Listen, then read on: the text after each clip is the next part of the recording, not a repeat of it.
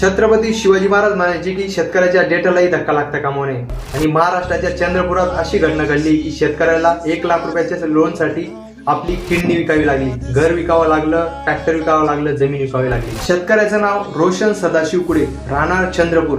या शेतकऱ्याचं शेतीचं नुकसान झाल्यामुळे तो बँकेकडे 1 लाख रुपयाचं लोन घ्यायला गेला. बँकेने त्याला लोन दिलं नाही, म्हटले की तू काहीतरी तारण ठेव किंवा कोणीतरी गॅरंटर आण. पण दुसरीकडे बँके तुम्ही उद्योगपत्यांना लोन द्या, शेतकऱ्याला देऊ नका. बघा तर मग तो शेतकरी सावकाराकडे जातो आणि सावकाराकडून 1 लाख रुपयाचं लोन घेतो.